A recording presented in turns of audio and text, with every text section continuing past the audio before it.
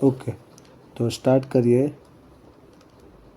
दाखला number 21। Okay, तो 21 ની અંદર રકમ આપેલી છે કે શારદા લિમિટેડે ₹10નો એક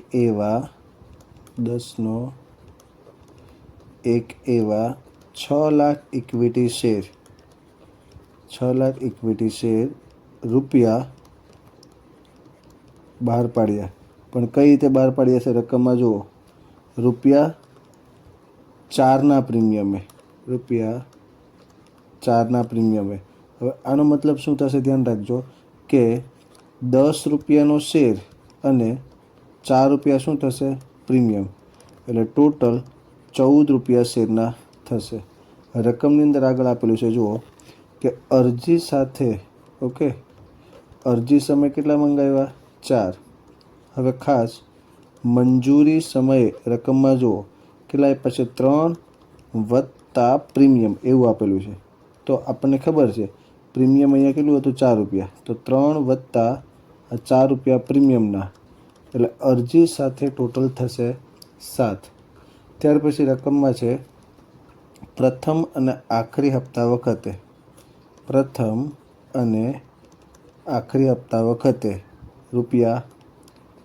ઓકે, આટલામાં તો કોઈ પ્રોબ્લેમ નહીં હોય, પણ હવે ખાસ ધ્યાન આપજો રકમમાં આપેલું છે કે 3.5 ગણું ભરણું ભરાયું। આનો મતલબ શું થશે કે કંપનીએ જેટલા શેર બહાર પાડ્યા છે, બરાબર છે, 3.5 ગણું ભરણું ભરાયું, એનો મતલબ કંપનીએ જેટલા શેર બહાર પાડ્યા છે, કેટલા બહાર પાડ્યા 6 લાખ, તો 6 લાખના 3.5, બરાબર છે, કેલ્ક્યુલેટર પર કરીશું કે 6 લાખ ગુણ્યા 3.5 એટલે કે 6 તેરી 18 ને 6 × 30, 21 લાખ શું મળી છે આપણને અરજી મળી। આનો મતલબ એવો થશે, ઓકે, 3.5 ગણું ભરણું ભરાયું એનો મતલબ થશે કે 21 લાખની અરજી મળી। હવે આગળ વાંચો, એમાં શું છે કે જે પૈકી 4/7 ભાગની અરજીઓ, 4/7 ભાગની અરજી શું કરી નામંજૂર કરી, એટલે કે એને નાણાં શું કર્યા છે રિટર્ન। તો આજે 21 લાખની અરજી મળી છે, બરાબર છે, 21 લાખ ગુણ્યા 4/7 કરીશું એટલે આવશે 12 લાખ। એનો મતલબ કે આ 12 લાખની અરજી કંપનીએ શું કરી હશે નામંજૂર, મતલબ એના નાણાં આપણે શું કરવાના રિટર્ન। ઓકે, આગળ રકમમાં થોડુંક ધ્યાન આપો, શું છે કે બાકીના શેરના અરજદારોના પ્રમાણસર શેર મંજૂર કરવામાં આવ્યા। એમાં સૌથી અગત્યની વસ્તુ એક આપેલી છે કે શેર અરજી સમયે અરજી સાથે મળેલા વધારાના નાણાં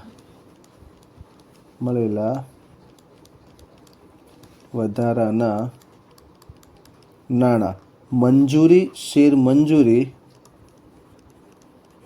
તથા હપ્તા વખતે મજરે લીધા। ઓકે, આનો મતલબ શું થશે ધ્યાન આપજો કે આપણને જે અરજી સમયે બીજી આમ નોંધ જ્યારે આપણે લખીશું એમાં જે વધારા નાણાં આવે છે એ જો રકમ વધે તો પહેલાં મંજૂરી ખાતે લખવાની અને પછી રકમ વધે તો હપ્તા ખાતે લખવાના। ઓકે, હવે જો એનું કઈ રીતે સોલ્યુશન આવશે તો ફરીવાર કેટલા શેર બહાર પાડ્યા હતા 6 લાખ। ઓકે, તો આપણે અહીંયા જ બાજુમાં આમનોંધ સ્ટાર્ટ કરીશું। આમનોંધ નંબર 1, પહેલી આમનોંધ આવશે બેંક ખાતે ઉધાર તે ઇક્વિટી શેર અરજી ખાતે, બરાબર, અરજીના નાણાં મળે એની આમનોંધ। તો આમાં ખ્યાલ છે આપણને કે ભલે 12 કંપનીએ 6 લાખ શેર બહાર પાડ્યા, ઓકે, પણ અહીંયા વાંચો કે 3.5 ગણું ભરણાયું, મતલબ આપણને 21 લાખની અરજી મળી હશે। એટલે પહેલી આમ નોંધ બેંક ખાતે ઉધાર, રકમ કઈ આવશે કે 21 લાખ, જે આપણને અરજી મળી તે 21 લાખ કઈ રીતે આવ્યા ફરી એકવાર કહી દઉં કે રકમમાં આપેલું છે કે 3.5 ગણું ભરણું ભરાયું, મતલબ 6 લાખ શેર બહાર પાડ્યા એના 3.5 એટલે કેટલા આવશે? 21 લાખ. તો 21 લાખ ગુણ્યા 3 કરીશું એટલે કેલ્ક્યુલેટર ઓકે અરજી સમય કેટલા છે? 4 છે. ઓકે, તો 21 લાખ ગુણ્યા 4 એટલે આવશે 84 લાખ આ ઉધાર અને 84 લાખ એ શું થશે? જમા. આ પહેલી આમ નોંધ. ઓકે, હવે એના નાણાં આપણે જે શેર મૂડી ખાતે લઈ જઈએ એની આમ નોંધ. ઓકે, તો આમ નોંધ નંબર 2, ઇક્વિટી શેર અરજી ખાતે ઉધાર.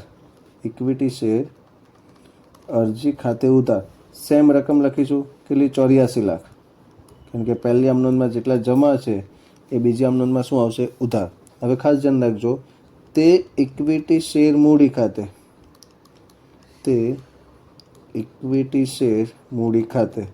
હવે મૂડીમાં કેટલા આવશે? તો કંપનીએ જેટલા શેર બહાર પાડેલા એ. તો રકમમાં ધ્યાન આપો, કંપનીએ કેટલા શેર બહાર પાડેલા? પહેલી લીટીમાં આપેલું છે કે 6 લાખ કંપનીએ શેર બહાર પાડેલા. તો 6 લાખ ગુણ્યા અરજી વખતે કેટલા છે? 4 એટલે આવશે 24 લાખ. ઓકે, આ શેર મૂડીમાં. હવે વધારાના જે નાણાં છે એ શેર મંજૂરી ખાતે લઈ જવાના, પણ એ પહેલાં કેટલા શેર નામંજૂર કર્યા? રકમમાં જુઓ, 12 લાખ. ક્યાંથી આવ્યો 12 લાખ? કે 4/7 ભાગની અરજી નામંજૂર કરી. એટલે જે 21 લાખની અરજી મળી હતી એમાંથી 12 લાખની શેર અરજીઓ શું કરી? નામંજૂર. તો એના નાણાં રિટર્ન કરવાના એટલે એ આવશે બેંક ખાતે. ઓકે, એ બેંક ખાતે. કેટલા વધારાના શેર? 12 લાખ. તો બેંકમાં 12 લાખ વધારાના શેર ગુણ્યા અરજીના કેટલા છે? 4 એટલે આવશે 48 લાખ. ઓકે, હવે આ ઉધાર રકમમાંથી થોડુંક ખાસ ધ્યાન આપજો, આ ઉધાર 84 લાખમાંથી આ બંને માઇનસ કરીશું એટલે હજી જમા બાજુ પર 12 લાખ રૂપિયા ખૂટશે. ઓકે, આ જે 12 લાખ રૂપિયા ખૂટે છે તફાવતની રકમ, તે લખાશે તે ઇક્વિટી શેર મંજૂરી ખાતે. કોના ખાતે આવશે? ઇક્વિટી શેર મંજૂરી ખાતે. કારણ કે રકમમાં ક્લિયર આપેલું છે, રકમમાં ધ્યાનથી વાંચજો કે ભાઈ અરજી સાથે મળેલ, આ તમને બતાવું, અહીં આપેલું છે કે અરજી સાથે મળેલા વધારાના નાણાં મંજૂરી અને હપ્તા વખતે શું કરવાના? મજરે લીધા. તો એ થોડુંક ધ્યાન રાખવાનું. હવે મંજૂરીના નાણાં મંગાવવાની આમ નોંધ. ઓકે, એ બાજુમાં જ લખું છું, મંજૂરીના નાણાં મંગાવે એની આમ નોંધ. તો આમ નોંધ નંબર 3, મંજૂરીના નાણાં મંગાવશે તો ઇક્વિટી શેર મંજૂરી ખાતે ઉધાર. ઇક્વિટી શેર મંજૂરી ખાતે ઉધાર. તે ઇક્વિટી શેર મૂડી ખાતે, તે ઇક્વિટી શેર મૂડી ખાતે. અને રકમ થોડુંક ધ્યાનથી વાંચજો, રકમમાં પ્રીમિયમ પણ આપેલું છે. તો અહીંયા લખાશે તે જામીનગીરી પ્રીમિયમ ખાતે. ઓકે, કોઈ ફૂલ ફોર્મ લખવાનું, જામીનગીરી પ્રીમિયમ ખાતે. તો જુઓ, મંજૂરી સમયે આપણે કેટલા રૂપિયા મંગાવ્યા છે? ટોટલ રકમમાં ધ્યાન આપજો, ટોટલ મંજૂરી સમય કેટલા થશે? 7. ઓકે, હવે 7ની અંદર આ 3 રૂપિયા મંજૂરીના છે અને 4 રૂપિયા શેના હશે? પ્રીમિયમના. તો અહીંયા જ્યારે મંજૂરી ખાતે આપણે રકમ લખીશું તો એની અંદર કે બહાર પાડેલા શેરની સંખ્યા કેટલી હતી? બહાર પાડેલા શેરની સંખ્યા 6 લાખ. ઓકે, તો મંજૂરી વખતે ફરીવાર લખું છું, કૌંસમાં 6 લાખ શેર, 6 લાખ ગુણ્યા મંજૂરી વખતે ટોટલ 7 એટલે 6 લાખ ગુણ્યા 7 એટલે 42 લાખ ઉધાર. 7 રૂપિયાની અંદર રકમમાં જો પ્રીમિયમના કેટલા છે? પ્રીમિયમના 4 રૂપિયા. તો અહીંયા 6 લાખની અંદર 6 લાખ શેર ગુણ્યા 4 રૂપિયા પ્રીમિયમના. તો 6 લાખ ગુણ્યા 4 એટલે જમા આવશે જામીનગીરી પ્રીમિયમ ખાતે 24 લાખ. અને શેર મૂડીમાં 6 લાખ શેર ગુણ્યા 3 રૂપિયા મંજૂરીના એટલે 6 તેરીને 18 લાખ રૂપિયા ઇક્વિટી શેર મૂડીમાં ટ્રાન્સફર થશે. હવે એની આમનોંધ ખાસ ધ્યાન આપજો, આમનોંધ નંબર 4 કે જ્યારે મંજૂરીના નાણાં મળે ત્યારે આપણને આમનોંધ તો ખબર જ છે કે ભાઈ બેંક ખાતે ઉધાર તે ઇક્વિટી શેર તે ઇક્વિટી શેર મંજૂરી ખાતે. ઓકે, આ એની આમ નોંધ. બેંક ખાતે ઉધાર તે ઇક્વિટી શેર મંજૂરી ખાતે.